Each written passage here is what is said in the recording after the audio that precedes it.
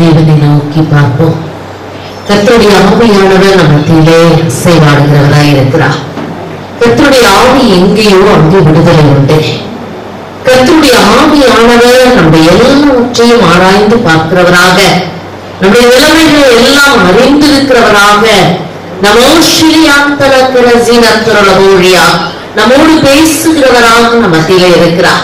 அவருடைய கருத்தில் ஒப்பு கொடுப்போமா? ஆண்டவரே, என்னோடு இன்றைக்கு பேசுவையா என்று சொல்லி அவருடைய அன்பின் சமூகத்தில் நம்ம ஒப்பு கொடுப்போம். கர்த்தர் பேசுகிறவர். அவர் சத்தம் துகமாசிக்கன் சலோகரடியா, அவருடைய சத்தம் பூமி எங்கும் உழைப்பதற்காசி ஹவுதா தமாசியா துதிக்கிற சத்தமாக இருக்கிறது. அவனுடைய கருத்தை எல்லாம் அர்ப்பணித்து செவிப்போம். என்னோட பேசுங்கப்பா, என்னோட பேசுங்கப்பா, இந்த நாளில் என்னோட இடைப்படுங்கப்பா என்று சொல்லி தேவ சத்தத்துக்காக நாம் காத்திருப்போம். நன்றி பரிசுத்த ஆவியானவரே, அன்பின் ஆவியானவரே, எங்களை தாழ்த்தி அர்ப்பணிக்கிறோம். ஆவியானவரே, எங்களோடு கூட இன்னைக்கு பேசுவீராக. ஓ ஹான்சிபியாம் கோலோசியா, உம்முடைய வார்த்தைகள், உம்முடைய சத்தம் எங்கள் எல்லைகளில் தொனிக்கட்டும் ஐயா. நீர் எங்களோடு இடைப்பட வேண்டுமாய் செபிக்கிறேன் ஆண்டவரே. எங்களுடைய ஆவிக்குரிய கண்களை திறப்பீராக. உடைய மகிமையை நாங்கள் பார்க்கத்தக்கதாக, எங்களை சீர்படுத்திக் கொள்ளத்தக்கதாக, எங்கள் வழியை சரிப்படுத்திக் கொள்ளத்தக்கதாக ஆண்டவரே, உம்முடைய வார்த்தை எங்கள் மத்தியிலே கடந்து வர வேண்டுமாய் செபிக்கிறேன் ஆண்டவரே. இந்த நேரத்தை உம்முடைய கருத்தில் ஒப்புக் கொடுக்கிறோம். இயேசுவின் நாமத்தில் கெஞ்சுகிறோம் பரமபிதாவே, ஆமென். தர்மியான நாளிலே கூட கர்த்தருடைய ஆவியானவர் நம்மோடு கூட பேசுகிறவராக நம்ம மத்தியிலே கடந்து வந்திருக்கிறார்.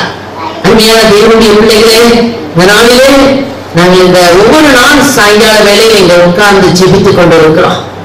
சபையில் இருக்கிற அத்தனை குடும்பங்களுக்காக ஜெபித்துக் கொண்டிருக்கிறோம். சண்டே கிளாஸ் பிள்ளைகளுக்காக, சண்டே கிளாஸ் மினிஸ்ட்ரிக்காக அதிகமான பாரத்தோடு கூட நாங்கள் ஜெபித்துக் கொண்டிருக்கிறோம். அப்படியாக ஜெபித்துக் கொண்டிருந்த பொழுது கர்த்தர் பேசின வார்த்தை உங்கள் மத்தியிலே வைக்க விரும்புகிறேன். ஏனென்றால் இன்றைக்கு சண்டே கிளாஸை பற்றி சில காரியங்களை பேசினபடியா அருமையான தேவஜனமே, ஆண்டவர் ஒரு காரியத்தை சொன்னார். சண்டே கிளாஸ் பிள்ளைகளுக்காக நாங்கள் அதிக பாரத்தோடு ஜெபித்த பொழுது கர்த்தர் சொன்னார், அருமையான மகளே, இந்த சண்டே கிளாஸ் பிள்ளைகளுக்காக நீ ஜெபிப்பதை காட்டிலும் அவருடைய பெற்றோர்களுக்காக ஜெபி என்று சொன்னார். அவருடைய பெற்றோர்களுக்காக ஜெபி. ஏனென்றால் இந்த பிள்ளைகள் வளரும் பொழுது யாரை பார்த்து வளர்றாங்க? நம்மளை பார்த்துதான் வளர்றாங்க. அம்மா அப்பாவை பார்த்து வளர்றாங்க. இந்த தாயும் தகப்பனும் எப்படி இருக்கிறார்கள் என்று அவர்கள் பார்த்து வளர்கிறார்கள். பெற்றோர்கள் அவர்களுக்கு சாட்சியா இல்லாவிட்டால் பிள்ளைகள் வளர முடியாது, பிள்ளைகளை சீர்படுத்த முடியாது, பிள்ளைகளை ஒழுங்குபடுத்த முடியாது.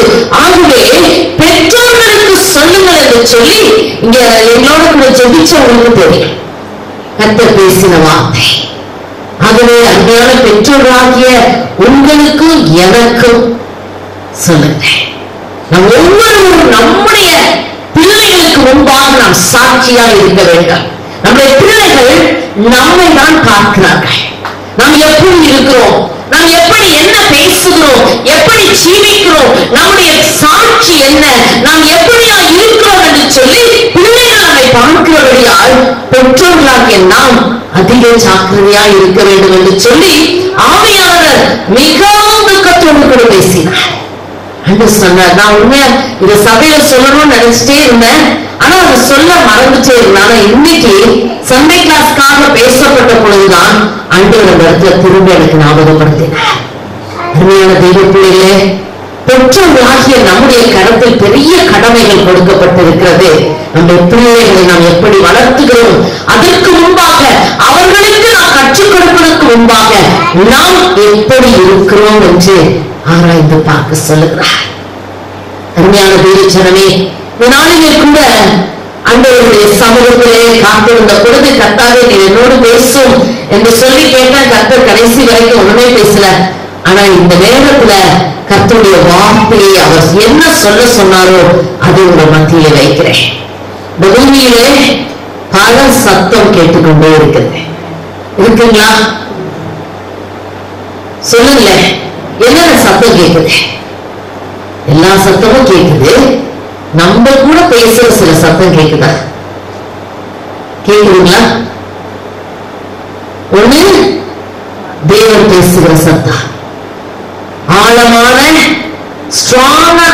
அவருடைய சத்தம் நமக்குள் கேட்குது. இன்னொன்னு, நம்முடைய சுயம், நமக்குள் இருக்கிற மாம்ச சத்தம் நம்மோட அடிக்கடி பேசுது. பேசுதுங்களா? நீ இப்படி செய்ய அப்படி செய்ய நமக்கு ஆலோசனை கொடுக்குது. இன்னொரு சத்தம் பிசாசு பேசும். அவன் என்ன செய்யறான்? நம்மோடு கூட பேசுகிறவனாக இருக்கிறான். இப்படி பல சத்தத்துக்கு மத்தியில தான் நம்ம உலகத்துல ஜீவிச்சிட்டு இருக்கோம். அருமையான தேவனுடைய பிள்ளைகளை, சாத்தான் பலவிதமான சத்தங்களோடு கூட பேசுகிறவனாக இருக்கிறான். இன்னைக்கு நீங்க பாத்தீங்கன்னா நிறைய இடங்கள்ல சைக்காட்ரிக் டாக்டர்ஸ் போய் பாத்தீங்கன்னா அவங்க சொல்ற காரியம் அநேகர், இங்க டாக்டர் சரோஜினின்னு ஒருத்தர் வருவாங்க, அவங்க அநேக அவங்களுடைய அனுபவங்களை என்னோடு பகிர்ந்து கொள்ளுவாங்க. அநேக நேரத்துல அவங்களுக்குரிய பேஷண்ட் சிலர் அசுத்த ஆவிகளால் பிடிக்கப்பட்டிருந்தா, ஏன்னா அவங்களும் இது ரெண்டும் மிக்ஸ் ஆகுது, அப்ப இங்க அனுப்புவாங்க. இங்க சில மனநிலைமையில் பாதிக்கப்பட்டவர்களை நான் அங்க அனுப்புவேன். இங்க ஜெபிக்க வர அநேகர் அங்க போவாங்க, அநேகர் அங்கிருந்து இங்க வருவாங்க. அருமையான தீவச்சனமே, அவங்க சொன்ன ஒரு சில காரியங்கள், என்ன சத்தங்கள் மனுஷர்களை அலக்களிக்கிறது.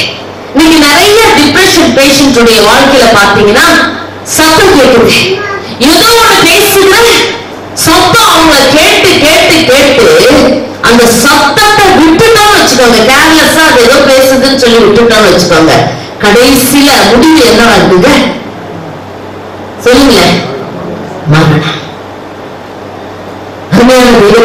பிசாசு பாருங்க, அவன் தூண்டி விட்டு அவன் பேசுகிற சத்தத்தை கேட்க செய்து விட்டு கடைசியில அவன் நம்மை ஜீவனை அளிப்பதற்காக அவன் பேசுகிறான்.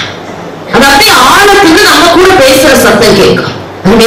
ஜனமே, இந்த பாதையிலே நானும் ஒரு காலத்துல கடந்து வந்தேன்.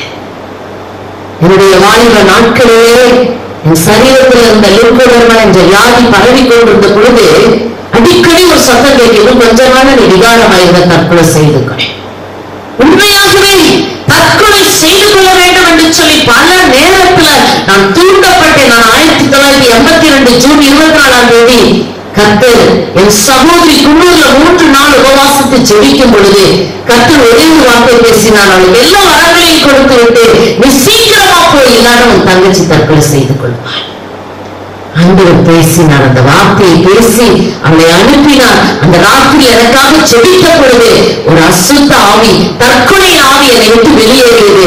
கர்த்தருடைய பரிசுத்த ஆவியானவர் என்னை அபிஷேகித்தார். அருமையான தேவச்சனமே, அந்த பரிசுத்த ஆவியானவர் எனக்குள் கடந்து வந்த பொழுது சாத்தானின் சத்தத்தை மேற்கொள்ள முடிந்தது. பிசாசு என்னோடு பேசின சத்தம், அழிக்கிறதுக்காக பேசின சத்தத்தை கர்த்தர் முறியடித்து அன்றையிலிருந்து இன்று வரைக்கும் அவருடைய சத்தம் என்னை வழிநடத்துறது. என்னை மட்டுமல்ல, யாரெல்லாம் ஜெபிக்க வராங்களோ அவர்களை வழி நடத்துகிறார். அருமையான தெய்வ பிள்ளைகளே, ஆண்டவரில் உட்கார்ந்திருக்கிறபடி என் சத்தத்தை குறித்து பேசு என்று சொன்னார். அவர் என்ன பேசுகிறாரோ அதை இந்த நேரத்தில் பேச போகிறார். கர்த்தருடைய சத்தம் நம்முடைய வாழ்க்கையில ஒவ்வொரு நிமிஷமும் தேவை. அநேக சத்தங்கள், அநேக ஆலோசனைகள், அநேக காரியங்கள் நம்மை சுற்றி அலக்களித்துக் கொண்டிருக்கிற இந்த பொல்லாத காலத்தில கர்த்தருடைய சத்தம் நமக்கு தேவை. அருமையான தேவஜனமே, சங்கீதக்காரன் 32:8 சொல்லுகிறார், நான் உனக்கு போதித்து நீ நடக்க வேண்டிய வழியை உனக்கு காட்டுவேன், உன்மேல் என் கண்ணை வைத்து ஆலோசனை சொல்லுவேன் என்று கர்த்தர் சொல்லுகிறார். எத்தனை அருமையான தேவன்! நம்முடைய கண்களை வைத்து ஆலோசனை சொல்லுகிற தேவனாய் இருக்கிறார். சங்கீதம் 139 அவர் 16 வசனத்தில் எழுதுகிறார், என் கருவை உடைய கண்கள் கண்டது, என் அவயவங்களில் ஒன்றாகவும் இல்லாத போதே அவைகள் அனைத்தும் அவைகள் உருவேற்படும் நாட்களும் உமது புஸ்தகத்தில் எழுதியிருந்தது. தேவனே, உமது ஆலோசனைகள் எனக்கு எத்தனை அருமையானவைகள், அவைகளின் தொகை எவ்வளவு அதிகம். ஆண்டவருடைய ஆலோசனை நமக்கு தேவையா தேவையில்லைங்களா? தேவை. கர்த்தருடைய ஆலோசனை இல்லாத இடங்களிலே, தீர்க்கதரிசனம் இல்லாத இடங்களிலே ஜனங்கள் சீர்கெட்டு போவார்கள் என்று வேதம் சொல்லுகிறது. ஆலோசனைக்காரர்கள் அதிகமாய் இருக்கிற இடத்துல அந்த ஜனங்கள் அமைதியாக வாசம் பண்ணுகிறவர்களாய் இருக்கிறார்கள். அருமையான தேவ ஜனமே, கர்த்தருடைய ஆலோசனை நமக்கு தேவை என்பதை நாம் உணர வேண்டும். ஆண்டவர் சொல்கிற அநேக நேரத்துல சில நேரங்கள்ல மனுஷர்கள் என்ன செய்யறாங்க, தீர்க்க தரிசனங்களை அற்பமாய் எண்ணுகிறார்கள், அதை அலட்சியப்படுத்தி விடுகிறார்கள். வேதம் சொல்லுகிறது 1 தெசலோனிக்கேயர் 5ஆம் அதிகாரத்துல இவ்விதமாய் வாசிக்கிறோம். அருமையான தேவனுடைய பிள்ளைகளே, 20ஆம் வசனம் சொல்லுகிறது, 19ஆம் வசனம் பாருங்க. ஆவியை அவித்து போடாதிருங்கள், தீர்க்க தரிசனங்களை அற்பமாய் எண்ணாதிருங்கள், எல்லாவற்றையும் சோதித்து பார்த்து நலமானதை பிடித்துக் கொள்ளுங்கள், பொல்லாங்காய் தோற்றுகிற எல்லாவற்றையும் விட்டு விலகுங்கள். அருமையான தேவ பிள்ளையே, ஆண்டவர் எப்பவுமே பேச போகிறதில்லை. கொஞ்ச காலம்தான் பரிசுத்த ஆவியானவர் நம்மோடு பேசுகிற சத்தத்தை கேட்போம். ஏனென்றால் இன்னும் கொஞ்ச காலத்தில் பரிசுத்த ஆவியானவருடைய சத்தம்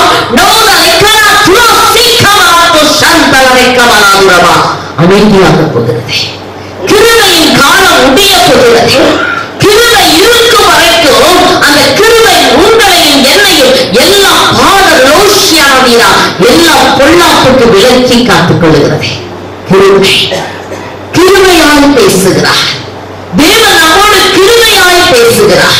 அருமையான தேவ ஜனமே, கர்த்தருடைய சத்தம் எப்படி இருக்கிறது, கர்த்தர் எப்படி பேசுகிறார்? எனக்கு அன்பான தேவ ஜனமே, கர்த்தர் நம்மோடு பேசுகிற தேவன், நம்மை வழிநடத்துகிற தேவன் என்பதை நம்முடைய வாழ்க்கையில் அநேகம் ருசித்திருக்கிறோம். என்னுடைய வாழ்க்கையில எனக்கு வேற எந்த ஒரு பலனும் இல்லை, கர்த்தருடைய சத்தம் தான் என்ன நடத்துது. அவருடைய ஒரே கிருபை, அவருடைய சத்தம் என்னுடைய வாழ்க்கையில அனுதினமும் அவர் நடத்துகிறதை நான் ருசித்து பார்த்து வருகிறேன். சின்ன காரியமானாலும் சரி, அது பெரிய காரியமானாலும் சரி, அது எப்படிப்பட்ட சூழ்நிலையானாலும் சரி, கர்த்தருடைய சத்தம் மட்டும்தான் நம்மை நடத்துகிறது. அருமையான தேவ ஜனமே, எலியா என்ற மனுஷன் பாடுகள் உள்ள மனுஷனாய் இருந்தாலும் அவர் எப்படி ஜெபிச்சாருங்க? கருத்தாய் ஜெபித்தார். கருத்தாய். அநேகம் ஜெபிக்கிறோம், கருத்தச்சு ஜெபிக்கிறோம். ஏதோ வாய்க்கு வந்ததெல்லாம் சொல்லி ஆண்டவருக்கு இதை செய்யுங்க, அதை செய்யுங்க, இப்படி செய்யுங்க, நீங்க எப்படி செஞ்சா நல்லா இருக்கும், அப்படி செஞ்சா நல்லா இருக்கும் ஆண்டவருக்கு என்ன செய்யறோங்க அநேகம். ஆனா எலியா கருத்தாய் ஜெபித்தார். ஆகாபுக்கு முன்பாக போய் என்ன சொன்னாருங்க? நான் சொல்ற வரைக்கும் மழை பெய்யாதிருக்கும் என்று இஸ்ரவேலின் தேவனாகிய கர்த்தருக்கு முன்பாக நின்று அவருடைய ஜீவனை கொண்டு சொல்லுகிறேன், கட்டளையிட்டு சொல்லுகிறார், அதிகாரத்தோடு சொல்லுகிறார். அருமையான தேவ ஜனமே, அந்த அதிகாரத்தோடு சொல்லும் பொழுது நடந்துச்சுங்களே இல்லையா? நடந்துச்சு. எலியாவை அழகாக போஷித்தான்.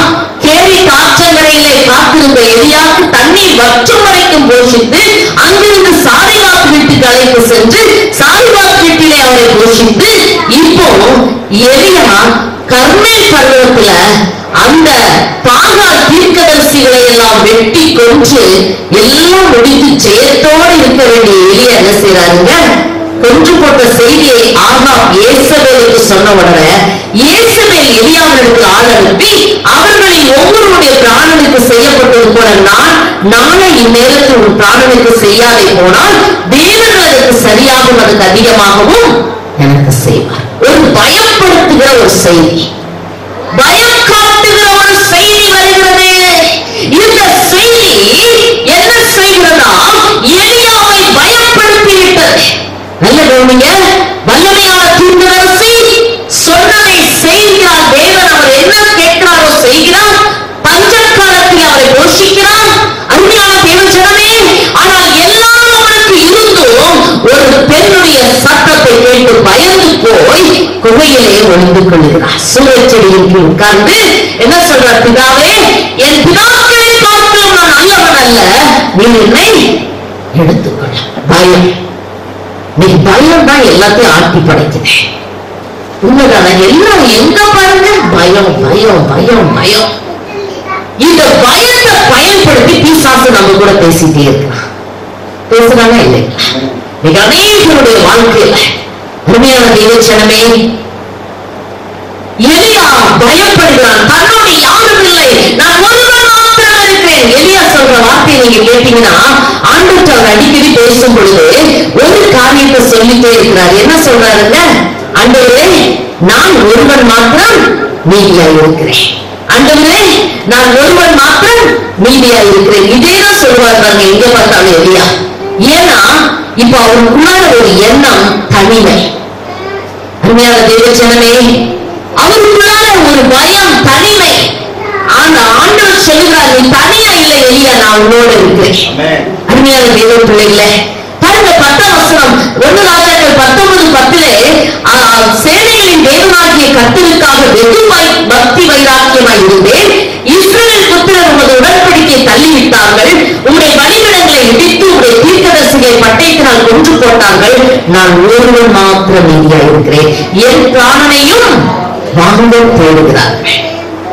அருமையான தேவ பிள்ளைகளே, திரும்ப 14ஆம் வசனத்துல பாருங்க, அங்கேயும் சொல்றான், நான் ஒருவன் மாத்திரம் மீதியா இருக்கிறேன். எனக்கு அன்பான தேவச்சனமே, கர்த்தர் பேசுகிற தெய்வம். கர்த்தருடைய சத்தம் பூமி எங்கும் தொனிக்கிறதாய் இருக்கிறது. கர்த்தருடைய சத்தம் பெண்மான்களை ஈடுபடியாய் செய்கிறது என்று சொல்லுகிறார். கர்த்தருடைய சத்தம் கேதுரு மரங்களை முறிக்கிற சத்தம். கர்த்தருடைய சத்தம் அக்கினி ஜுவாலையை விளக்குற சத்தம்.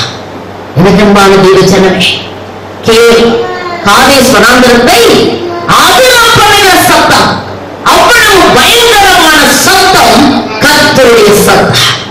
அருமையான தேவச்சனமே, எலியா பயந்து போய் உட்கார்ந்து இருக்கிறாருப்பா.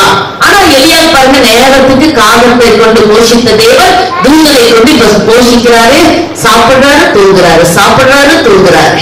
நல்ல ஒரு ரெஸ்டிங் பீரியட் கிடைக்குது. இப்போ ஆண்டவர் சொல்றாரு, எந்திரிச்சு போ. எந்திரிச்சு போனாரு. எலியா வெளியே வந்து பர்வதத்துக்கு முன்பாக நில் என்றார். அப்பொழுது இதோ கர்த்தர் கடந்து போனார். கர்த்தருக்கு முன்பாக பர்வதங்களை பிளக்கிறதும் கண்மலைகளை உடைக்கிறதுமான பலத்த பெரும் காற்று உண்டாயிற்று. ஆனாலும் அந்த காற்றிலே கர்த்தர் இருக்கவில்லை. அந்த காற்றிலே கர்த்தர் இருக்கவில்லை. காற்றுக்கு பின் பூமி அதிர்ச்சி உண்டாயிற்று. பூமி அதிர்ச்சியிலும் கர்த்தர் இருக்கவில்லை. பூமி அதிர்ச்சிக்கு பின் அக்கினி உண்டாயிற்று. அக்கினியிலும் கர்த்தர் இருக்கவில்லை. அக்கினிக்கு பின் மெல்லிய அமர்ந்த சத்தம் கேட்டுச்சு. அமர்ந்த மெல்லிய சத்தம் உண்டாயிற்று. அதை எலியா கேட்டபோது தன் சால்வையினால் தன் முகத்தை மூடிக்கொண்டு வெளியே வந்து கெபியின் வாசலில் நின்றான். அப்பொழுது இதோ எலியாவே, இங்கே உனக்கு என்ன காரியம் என்ற சத்தம் அவனுக்கு உண்டாயிற்று. அருமையான தேவஜனமே, பல சத்தம் தொனித்தது. பெருங்காற்று, பர்வதங்களை பெயர்க்கத்தக்கதான பெருங்காற்று. கர்த்தர் காற்றில் இருக்கவில்லை.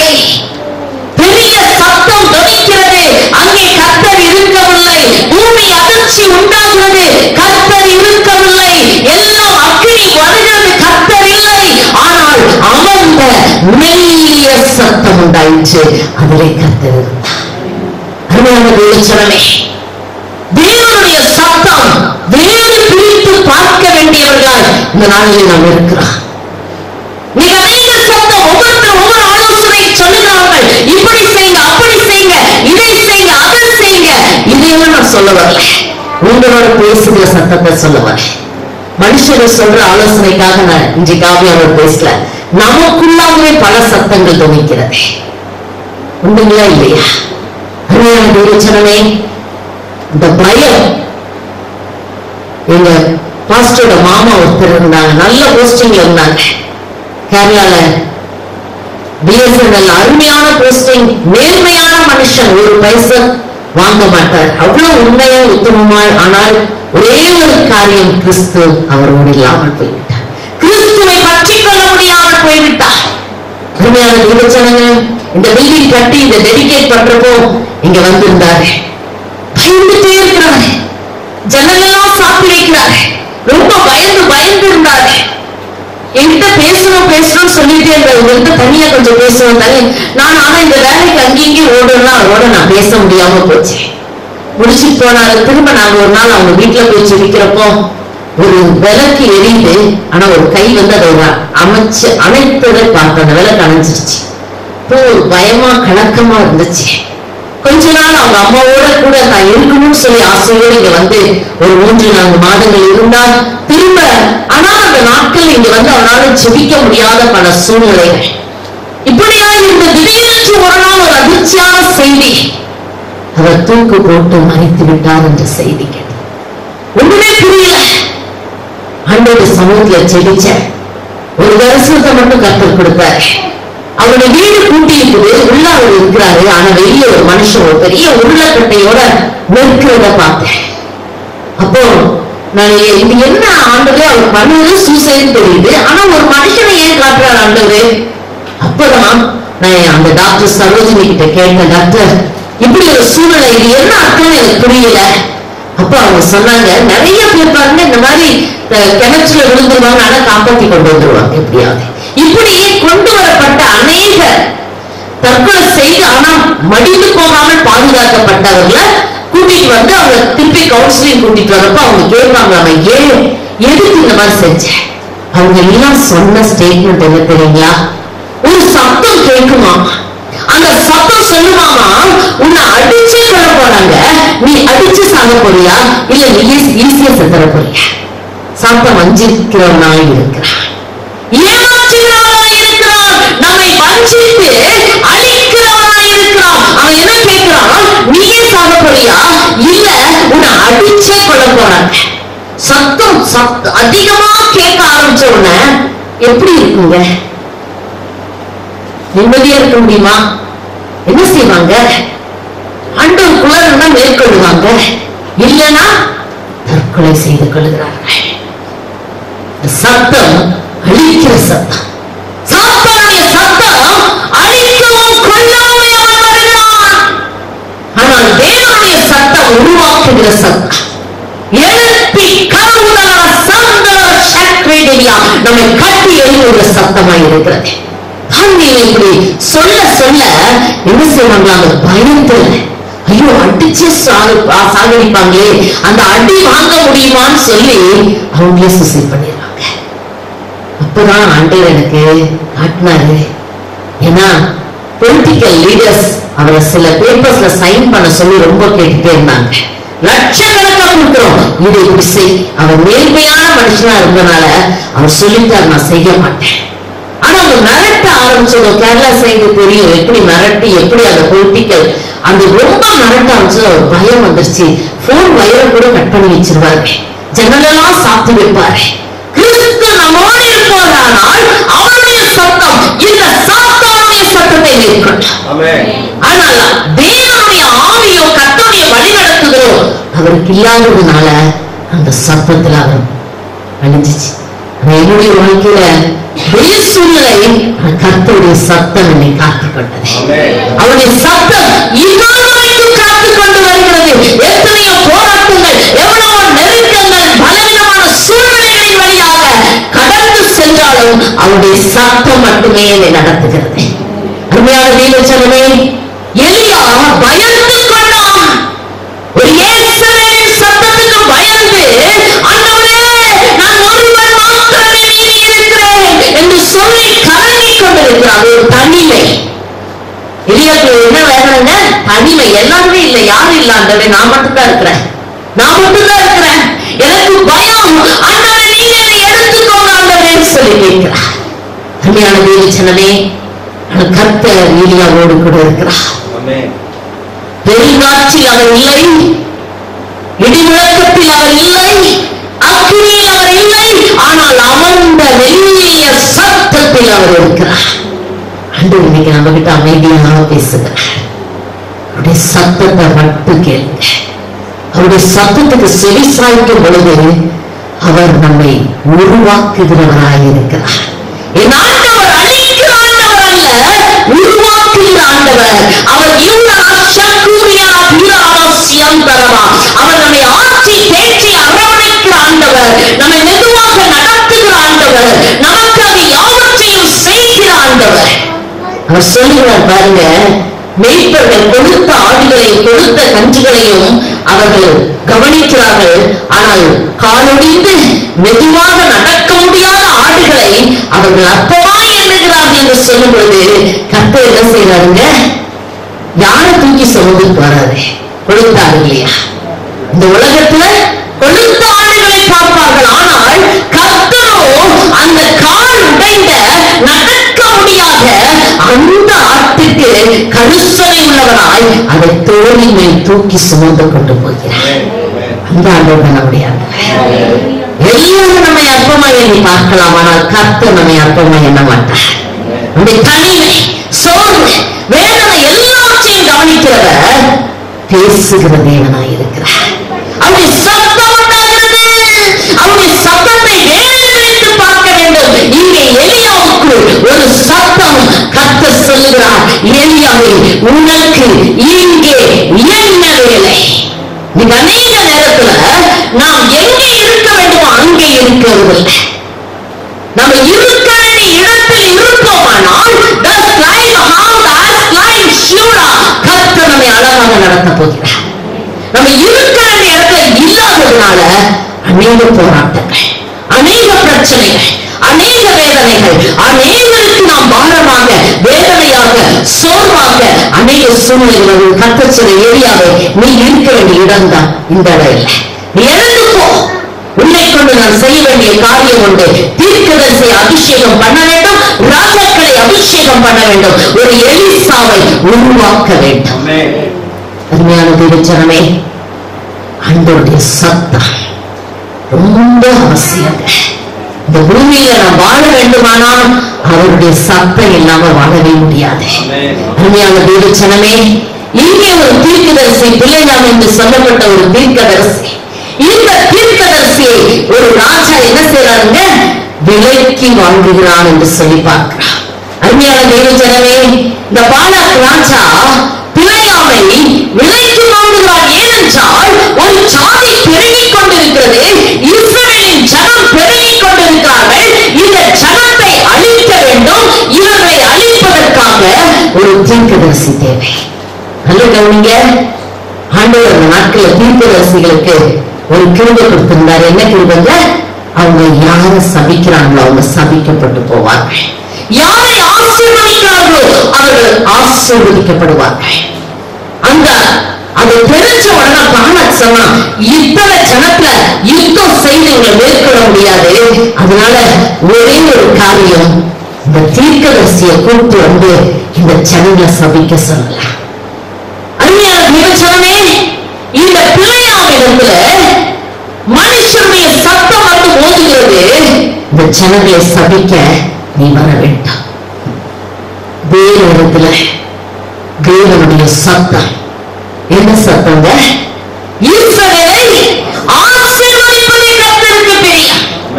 இஸ்ரவேலை ஆசீர்வதிப்பதை கர்த்தருக்கு தெரியும். நல்ல கவனிங்க, ஆண்டவர் இந்த நான்கு இங்க நாங்க ஃபாஸ்டிங்ல ஜெபிக்கிறப்பெல்லாம் கர்த்தர் ரொம்ப ஜாக்கிரதையா இருக்கு சொன்னார். என்ன தெரியுங்களா? ஒவ்வொருத்தரும் தேவனுடைய பிரியத்தை நிறைவேற்ற சொல்லுகிறார், ஆண்டவருடைய மன விருப்பத்தை நிறைவேற்ற சொல்லுகிறார். கர்த்தருடைய மன விருப்பம் எதுவோ அதை மாத்திரமே செய். நீ ஊழியமாய் இருக்கலாம், அது என்னவாய் இருக்கலாம், நன்மை செய்வதாய் இருக்கலாம், அது எந்த காரியமாய் இருக்கலாம், அல்லது ஒரு இடத்துல போய் ஒரு செய்தி கொடுக்கிறதா இருக்கலாம், எதுவாய் இருந்தாலும் சரி தேவனுக்கு பிரியமானதை மட்டும் செய். கர்த்தருக்கு பிரியம் இல்லாமல் எதையும் செய்யாதே என்று சொல்லி திரும்ப திரும்ப ஆவியானவரோடு கூட பேசிக் கொண்டே இருந்தார். அருமையான தேவஜனமே, இந்த பிள்ளையாம் இங்கே பிள்ளையாமிடத்தில் பாலாக் ஆட்களை அனுப்புகிறார். நீ கட்டாயம் வர வேண்டும், இந்த ஜனங்களை சபிக்க வேண்டும். அருமையான தேவ பிள்ளைகளே, கர்த்தர் பெரியவனாய் இருக்கிறார். ஆண்டவர் நேசிக்கிறவங்களை யாரும் ஒண்ணுமே செய்ய முடியாது. எத்தனை விசுவாசிக்கிறீங்க? கர்த்தர் உங்களை நேசிக்கிறார். இந்த இடத்துல உட்கார்ந்து இருக்கிற சகோதரனே, சகோதரியே, கர்த்தர் உங்களை நேசிக்கிறதுனால் உங்களுக்கு எதிராக யார் நின்று சபித்தாலும் உங்களுக்கு ஒண்ணு நடக்காது. நீங்க நிறைய இடத்துல சிலர் வேதனையோடு நாளைக்கு வந்து ஜெபிக்க வருவாங்க. சிஸ்டர், எங்க பாஸ்டர் இப்படி சபிக்கிறாரு, எங்க பாஸ்டர் இப்படி சபிக்கிறார் சிஸ்டர், எங்களுக்கு பயமா இருக்குது. நான் சொன்னேன், எந்த சாபமானாலும் நீ கர்த்தருக்குள்ள இருக்கிற கொண்டு செய்யாத. நிறைய இடத்துல அநேக காரியங்கள் அனுசரம் இல்லை. நான் உன்னோடு இருக்கும் பொழுது உனக்கு ஒன்றும் நேரிடாது, ஏனென்றால் நான் உன்னை நேசிக்கிறேன், நான் உன்னை ஆசீர்வதிப்பது எனக்கு பிரியம். சாபம் கடந்து வருவது உண்மைதான். அந்த சாபம் ஏன் வருதுங்க? அன்றைக்கு விரோதமா செய்யற பாவத்து நிமித்தம், கர்த்தருக்கு விரோதமாய் நாம் ஜீவிக்கிற நிமித்தம், கர்த்தருடைய சத்தத்தை கேட்காமல் அசட்டை பண்ணுகிறது நிமித்தம், விக்கிரகத்துக்கு பின்னாக போகிறது நிமித்தம், அருமையான தேவச்சனமே, அநேக குடும்பங்களை அநேக காரியங்களிலே தேவையில்லாத கிரியைகளை செய்கிறது நிமித்தம் சாபம் நம்மை தொடர்கிறது. தேவனுடைய எரிச்சல், ஆண்டவர் நம்மை கோபமாகி எரிச்சல் ஆகும் பொழுது அந்த எரிச்சல் பூமியிலே சாபமாய் வருகிறது. ஆனால் அதே நேரத்துல கர்த்தர் தன் நேசிக்கிற பிள்ளைகளை, கர்த்தர் யாரை முன்குறித்தாரோ, கர்த்தருக்கு பயந்து ஜீவிக்கிறவர்களை கர்த்தர் ஆசீர்வதிக்கிறார். அவர் சொல்ற, இஸ்ரவேலை ஆசீர்வதிப்பது எனக்கு தெரியும், கர்த்தருக்கு பயந்து நடக்கிறவர்களை ஆசீர்வதிக்கிறது கர்த்தருக்கு தெரியும். அப்போ இந்த பிள்ளையாளுக்கு ரெண்டு சத்தம்.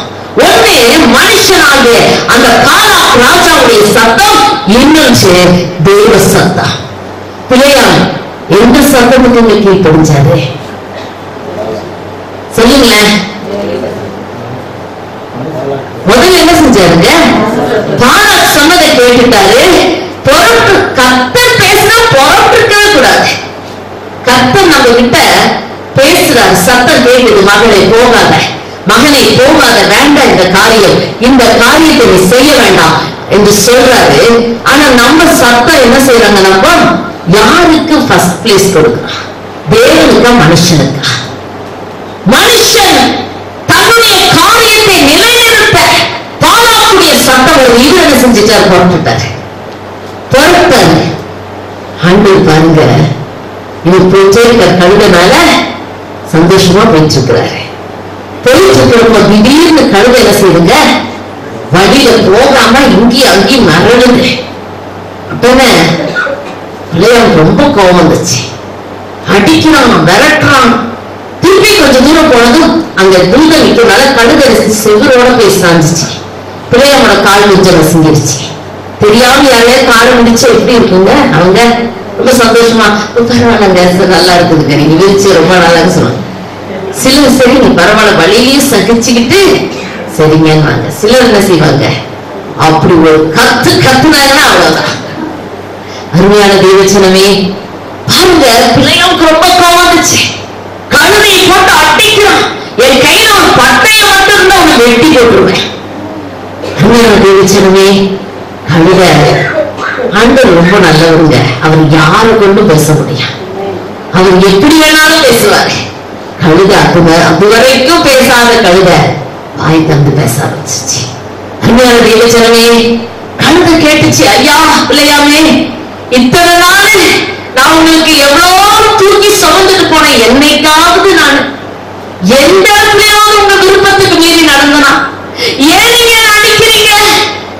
எப்படி இருக்கு பிள்ளையாவுக்கு? திடீர்னு உங்க வீட்டுல இருக்கு நாய் பேச ஆரம்பிச்சுச்சுன்னா என்ன செய்யுங்க? எல்லாம் நாயை கொண்டு போய் விட்டுட்டு. அருமையான தீவச்சனமே, கழுத பேச ஆரம்பிச்சிச்சு. இதுவரைக்கும் நடந்ததுண்டா? கழுத கண்ணுக்கு தூதன் தெரிஞ்சாருங்க. ஆனா பிள்ளையாவோட கண் அடைக்கப்பட்டுச்சு. அருமையான தீவச்சனமே, நாம் தேவ சித்தத்தை விட்டு விலகி போகும் பொழுது சத்துரு பேசுறவங்க மட்டும் இல்லைங்க, கண்ணையும் கட்டிடுவான். போற வழி சரியில்லைன்றது கூட அறியாமல் போயிட்டு இருக்கும். இந்த வழியில பெரிய பள்ளம் இருக்குது, குழியில விழப்போம் தெரிஞ்சும் போயிட்டே இருக்கும். அந்த வழியில ஏன்னா பிசாசு கண்ணை கட்டிடுவான். அருமையான தேவச்சனமே, பிள்ளையாவுடைய கண்களும் கட்டப்பட்டிருந்தது. இப்போ கழுத கண்ணு திறந்துருச்சு, கழுதையோட வாயு திறந்துருச்சு. கழுத தூதனை பார்த்தது, தூதனை பார்த்து பயந்து ஒதுங்குது. பிள்ளையாம் வெட்ட போற நேரத்துல அது பேச ஆரம்பிச்சிச்சு. இப்பதான் பிள்ளையாவுடைய கண்ணு திறந்து தூதனை பார்த்தான். அருமையான தேவச்சனமே, ஆண்டவர் என்ன செய்ய நினைக்கிறாரோ அதுதான் நிறைவேறும். தேவனுடைய வாழ்க்கையில ஒரு திட்டம் வைத்தால் திட்டத்தின்படி நடத்துவார். பாருங்க, எத்தனையோ முயற்சி, எவ்வளவோ காரியம், 7 மணி நேரம் கட்டி அழகாக மணியிட்டு எல்லாம் சொல்லுதான் பாலாக் செஞ்சான். ஆனா அங்க போய் மலை மேல நின்ன உடனே கர்த்தர் இஸ்ரவேலை ஆசீர்வதித்தார். அருமையான தேவஜனமே, பிள்ளைகளும் சபிக்க வேண்டிய அந்த வாயை கர்த்தர் கட்டி போட்டு ஆசீர்வதிக்கிற வாயை திறந்தார். அருமையான தேவஜனமே, நமக்கு விரோதமாய் அநேக காரியங்கள் உருவாக்கப்படலாம். ஆனா கர்த்தர் சொல்றாரு, என் சத்தத்தை தான் நான் நிர்ணயிக்கப்பட்டேன். அருமையான தேவஜனமே, சாத்தானுடைய சத்தம் அழிக்கிற சத்தம். பிலேயாமுக்கு பாலாக் மூலமாய் வந்த சத்தம் இஸ்ரவேல் ஜனங்களை சபித்து அழிக்க வேண்டும் என்று வந்த சத்தம். ஆனால் தேவனுடைய சத்தம் அங்கே துடிக்கிறது, இஸ்ரவேலை ஆசீர்வதிப்பதற்காக. அருமையான தேவஜனமே, இங்க நாம் பார்க்கும்போது 24 அதிகாரத்துல 1ஆம் வசனம், இஸ்ரவேலை ஆசீர்வதிப்பதே கர்த்தருக்கு பிரியம் என்று பிலேயாம் கண்டபோது அவன் முந்தி செய்து வந்தது போல நிமித்தம் பார்க்க போகாமல் வனாந்தரத்துக்கு நேராக தன் முகத்தை திருப்பி தன் கண்களை ஏறெடுத்து இஸ்ரவேல் தன் கோத்திரங்களின்படியே பாளையத்தில் இருக்கிறதை பார்த்தான். தேவ ஆவி அவன் மேல் வந்தது. அப்பொழுது அவன் தன் வாக்கியத்தை எடுத்துரைத்து, பேயோரின் குமாரனாகிய பிலேயாம் சொல்லுகிறதாவது, கண் திறக்கப்பட்டவன் உரைக்கிறதாவது, தேவன் அருளும் வார்த்தைகளை கேட்டு சர்வ வல்லவரின் தரிசனத்தை கண்டு தாழ விழும்போது கண் திறக்கப்பட்டவன் விளம்புகிறதாவது என்று சொல்லி, இங்க 5ஆம் வசனத்திலிருந்து நீங்க வாசித்து பார்த்தீங்கன்னா இஸ்ரவேலை ஆசீர்வதித்தார். அருமையான தேவஜனமே, பாலாக் திரும்ப திரும்ப பிலேயாமை போட்டு வாட்டம் அவங்களை சபிக்க சொல்லி. ஆனா பிலேயாம் என்ன சொன்னார் தெரியுங்களா? பொய் சொல்ல தேவன் ஒரு மனிதன் அல்ல, மனம் மாற அவர் ஒரு மனுபுத்திரனும் அல்ல. அவர் சொல்லியும் செய்யாது இருப்பாரா? அவர் வசனித்தும் நிறைவேற்றாது இருப்பாரா? இதோ ஆசீர்வதிக்க கட்டளை பெற்றேன், அவர் ஆசீர்வதிக்கிறார், அதை நான் திருத்தக்கூடாது. அருமையான தேவஜனமே, கர்த்தர் நம்மை ஆசீர்வதிக்கிறார். நம்மளுக்கு விரோதமாய் என்ன எழுதினாலும் கர்த்தர் நம் பட்சத்தில் இருக்கிறார். கர்த்தர் நம்மை ஆசீர்வதிக்கிறார். ஆண்டவருடைய சத்தத்துக்கு கீழ்ப்படுகிறவர்களாய் பிலேயாம் தேவ சத்தத்துக்கு மீறி போனாலும் ஆளுகை செய்கிறவர் பிலேயாமை பிடிச்சிட்டார். பிலேயாமை தன் கரத்தில் வைத்து அவன் தேவ சத்தத்துக்கு நேராக கீழ்ப்படிந்தான். அங்கே எல்லாம் முடிச்சு கண்ணு திறந்த உடனே நிமித்தம் பார்க்க போகாமல் கர்த்தருடைய சத்தத்தை கேட்டு ஆசீர்வதித்தான் என்று சொல்லி பார்க்கிறோம். இதற்கான தேவஜனமே, ஆண்டவருடைய சத்தம் நம்முடைய வாழ்க்கையில மிகவும் அதிக அவசியமாய் இருக்கிறது என்று சொல்லி பார்க்கிறோம். அருமையான தேவஜனமே, கர்த்தர் நம்மோடு பேசுகிறார். கர்த்தர் நம்மை வழிநடத்துகிற தேவனாய் இருக்கிறார். அவர் ஒவ்வொரு நாளும் நம்மோடு கூட இருந்து எல்லா தீங்குக்கும் நம்மை விலக்கி காக்கிற தேவனாய் இருக்கிறார் என்று சொல்லி பார்க்கிறோம்.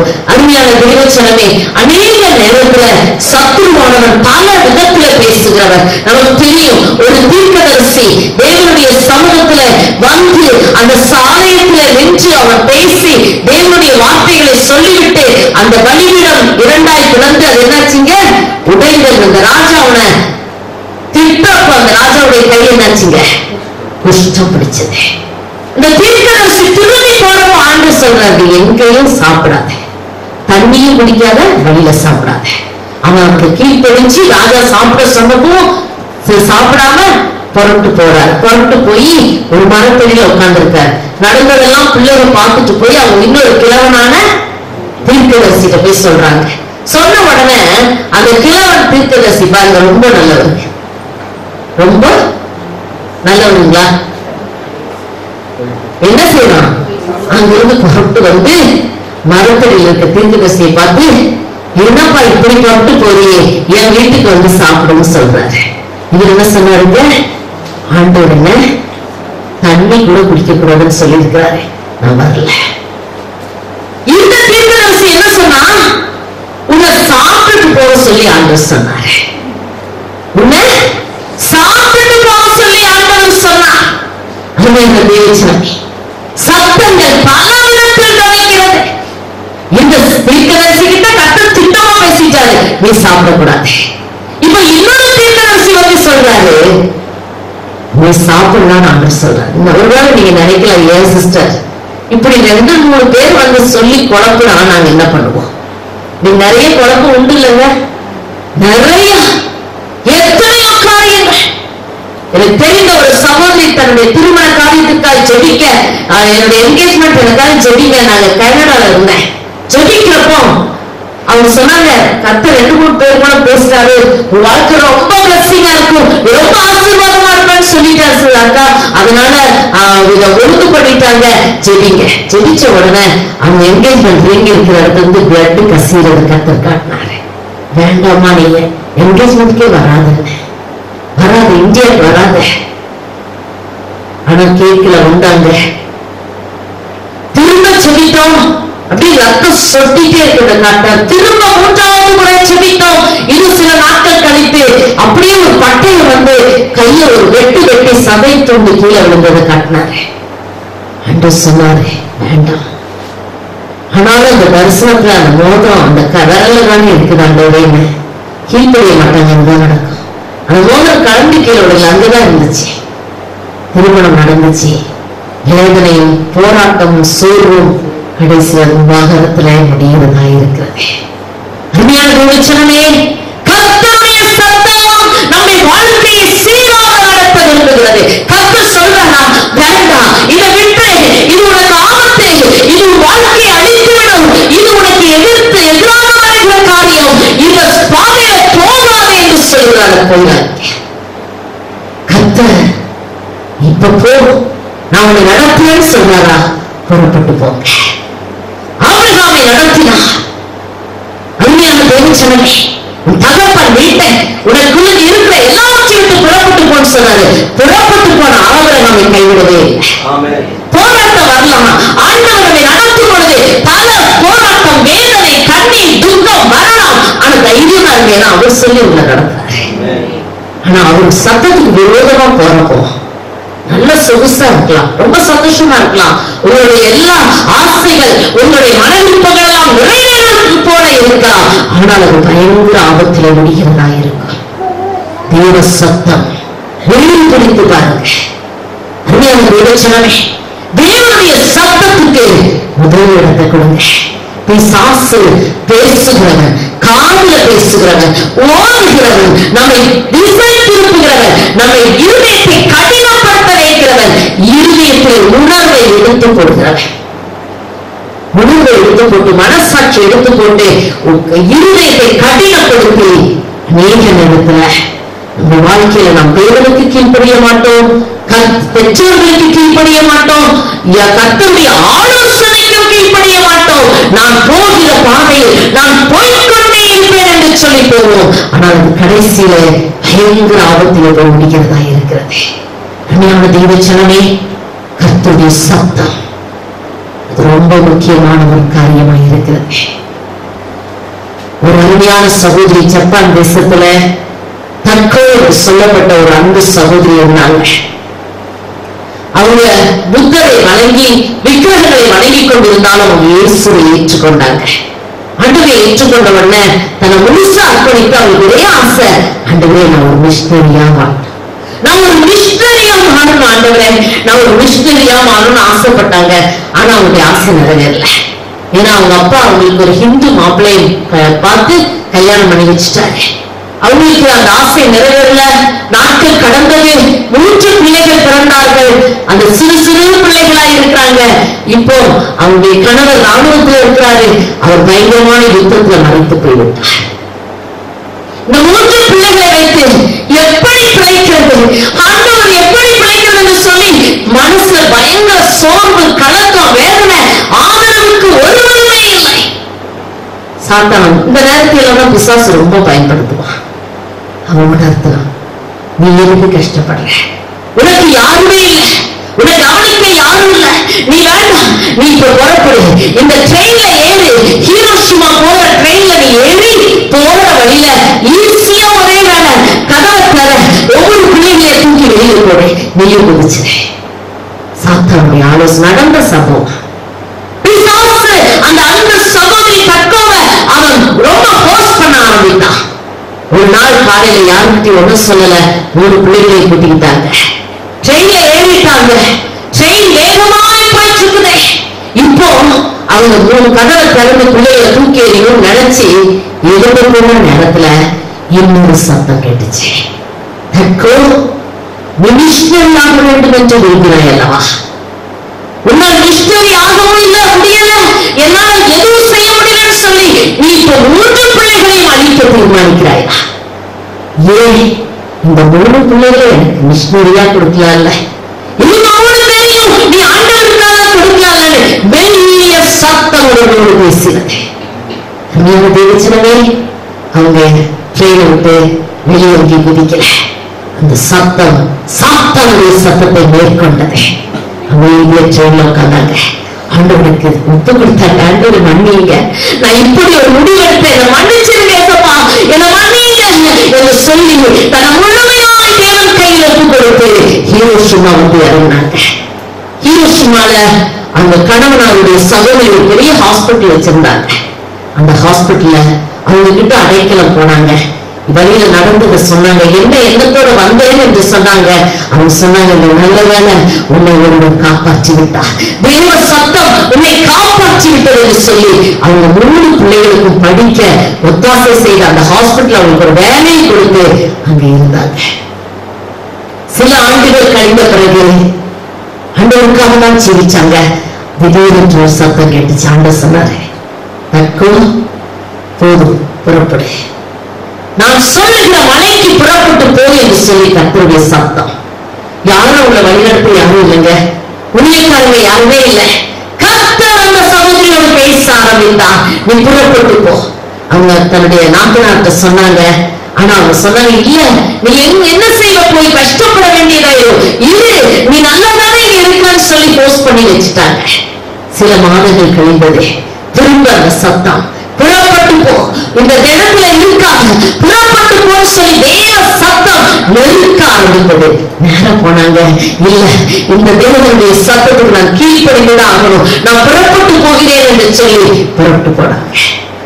அவங்க சந்தோஷமா, சரி கர்த்தருடைய சத்தம்னா நான் தடுக்க மாட்டேன்னு சொல்லி தற்கொலை 3 பிள்ளைகளுக்கு வேண்டிய எல்லாம் செய்து கொடுத்து அந்த மலைக்கு போகிறதுக்குரிய எல்லா ஆயத்தையும் செய்து அமைச்சிட்டாங்க. அந்த மலைக்கு போய் சில 2-3 நாட்கள் தான் ஆகிறது. பயங்கரமான செய்தி. ஹீரோஷிமா முழுவதும் குண்டு வைத்து தகர்க்கப்பட்டது.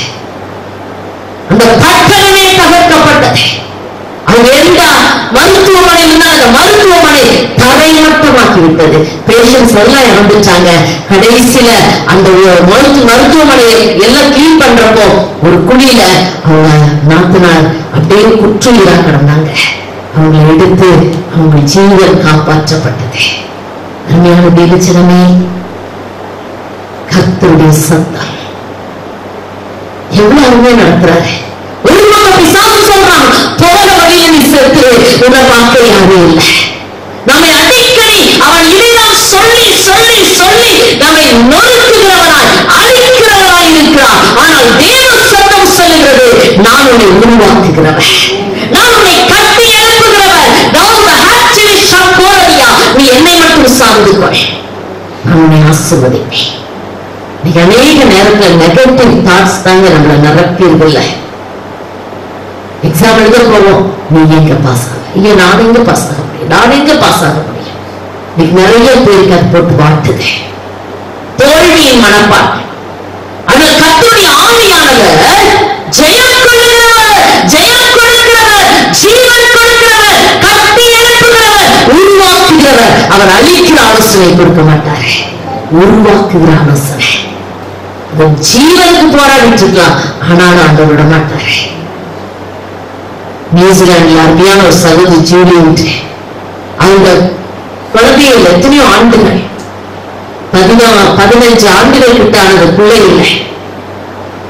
நாங்க போற அந்த சமயத்துல ரொம்ப வேதனையோடு சொன்னாங்க, நான் உனக்கு கட்டாயம் பிள்ளையை கொடுப்பேன், நான் உன்னை எடுத்து பயன்படுத்துவேன், அழகா பாடுவாங்க, உன்னை எடுத்து உபயோகப்படுத்துவேன்னு சொன்னாங்க.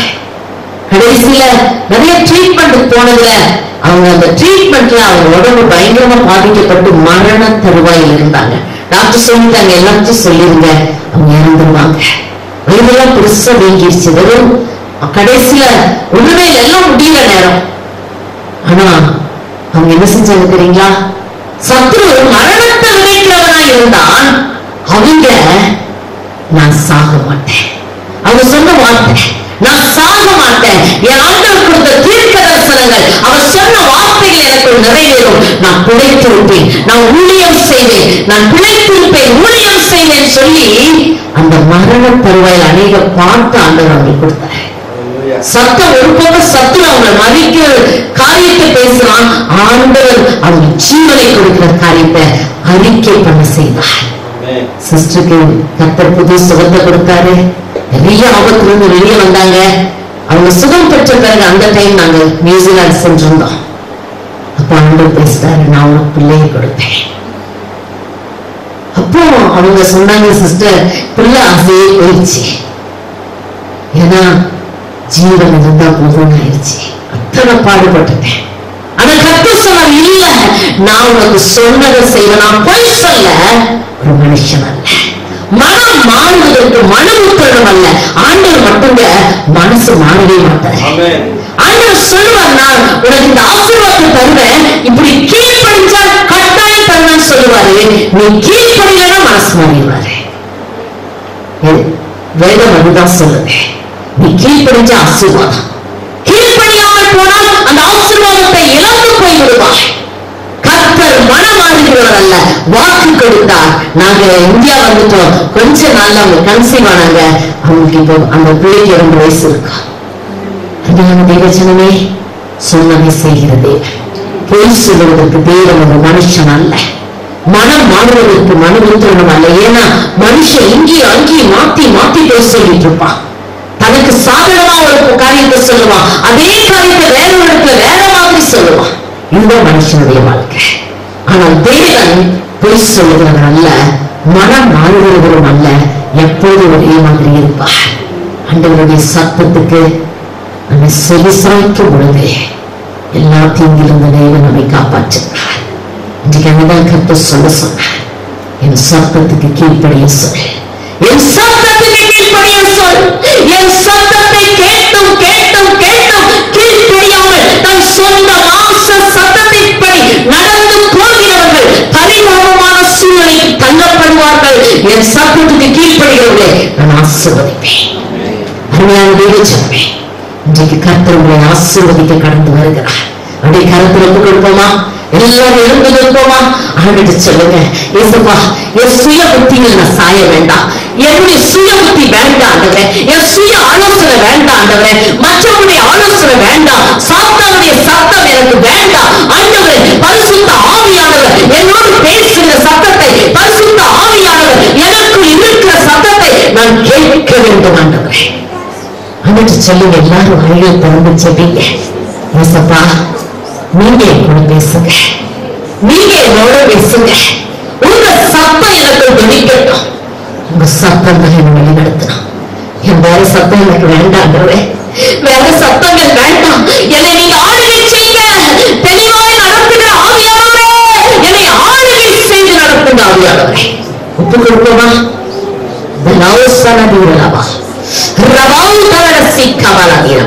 நன்றி பரிசுத்தாவியானவரே, அன்பின் ஆவியானவரே, எங்களை உங்க கையில ஒப்பு கொடுக்கிறவரையானவரே, எங்களை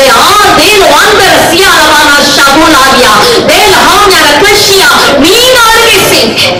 எங்களையும் எங்கள் குடும்பங்களையும் எங்கள் பிள்ளைகளையும் ஆளுகை செய்ய உங்க சத்தம் எங்களையும் எங்கள் பிள்ளைகளையும் வழிநடத்தட்டும் ஆண்டவரே. ஆண்டவரே, கேள்வியா வேறு சத்தம் எங்களுக்கு வேண்டாம். கர்த்தருடைய சத்தம் பிழையாமை எப்படி இழுத்து கொண்டு போனதோ அப்படி எங்களை இழுத்து கொண்டு போங்க. கர்த்தருடைய சத்தம் ஒரு எலியாவுக்கு கேட்டதல்லவா?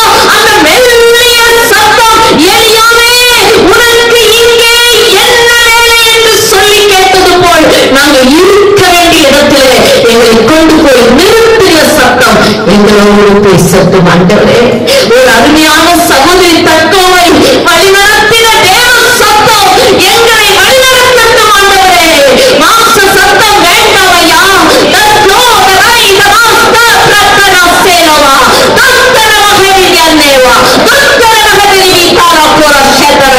மகத்துரமா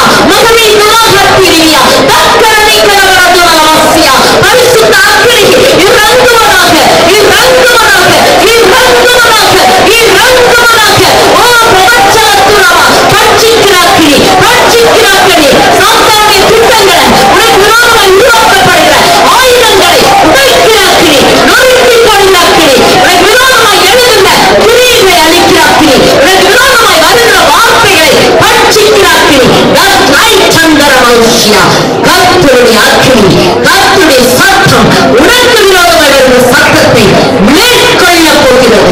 Thank you mighty Lord. Thank you Jesus. Thank you Lord. Thank you Jesus. Thank you.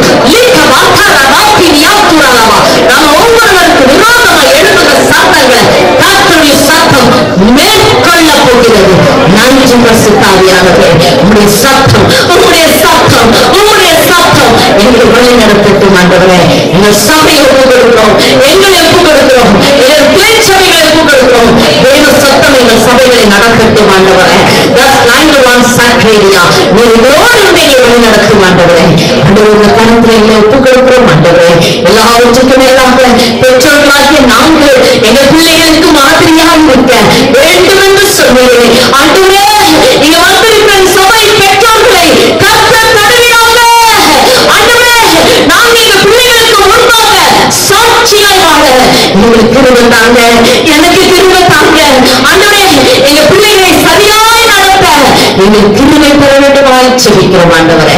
ஆண்டவரே தாழ்த்தி ஒப்புக் கொடுக்கிறோம். என் கிருபைகள் காத்துக்கொள்ள வழி நடத்தும். இந்த இயேசுவின் நாமத்தில் கெஞ்சுகிறேன் பரமபிதாவே.